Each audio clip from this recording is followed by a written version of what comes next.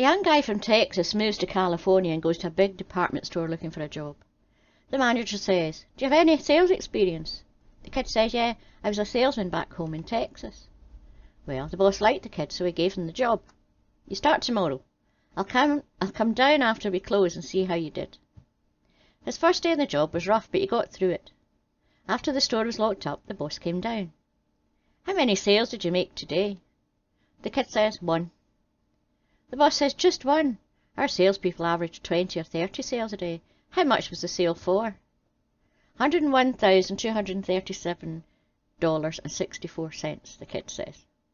Boss says, $101,236.64. What did you sell him? Well, kid says, "First I sold him a small fish hook. Then I sold him a medium fish hook. Then I sold him a larger fish hook. Then I sold him a new fishing rod. Then I asked him where he was going fishing, and he said down at the coast. So I told him if he was going to need a boat. So we went down to the boat department, and I sold him that twin-engine Chris Craft. Then he said he didn't think his Honda Civic would pull it. So I took him down to the automotive department and sold him an SUV. The boss said, "A guy came in here to buy a fish hook, and you sold him a boat and a truck." Kid says, "No, he came in here to buy a box of tampons for his wife, and I said, well, since your weekend's short, you might as well go fishing." A guy's 81 years old and loves to fish. He was sitting in his boat the other day when he heard a voice say, "Pick me up." He looked around and could not see anyone. He thought he was dreaming when he heard the voice again say, "Pick me up." He looked down to the water, and there, floating on the top, was a frog. The man said, "Are you talking to me?" The frog said, "Yes, I'm talking to you. Pick me up, then kiss me, and I will turn into the most beautiful woman you've ever seen. I will then give you more sexual pleasure than you ever could have dreamed of." The man looked at the frog for a short time, reached over, picked it up carefully, and placed it in his front breast pocket. Then the frog said, "What, are you nuts? Did you not hear what I said? I said kiss me, and I'll give you sexual pleasure like you never had." He opened his pocket, looked at the frog and said, "Nah, at my age I'd rather have a talking frog." All the organs of the body were having a meeting, trying to decide who was in charge. The brain said, "I should be in charge, because I run all the body's systems, so without me nothing would happen."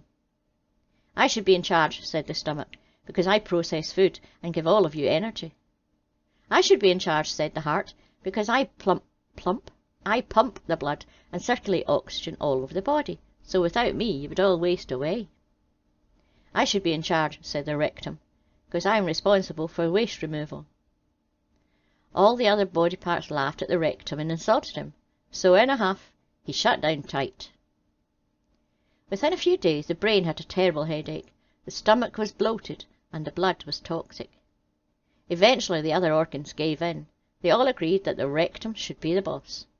The moral of the story? You do not have to be smart or important to be in charge. Just an arsehole. Once there was a woman who loved to work in her vegetable garden, but no matter what she did, she couldn't get her tomatoes to ripen. Admiring her neighbour's garden, which had beautiful bright red tomatoes, she went one day and inquired about his secret. "It's really quite simple," the old man explained. "Twice each day in the morning and the evening I expose myself in front of the tomatoes, and they turn red with embarrassment." Desperate for the perfect garden, she tried his advice and proceeded to expose herself to her tomato plants twice daily. 2 weeks passed, and her neighbour stopped by to check on her progress. "So," he asked, "any luck with your tomatoes?" "No," she replied excitedly, "but you should see the size of my cucumbers."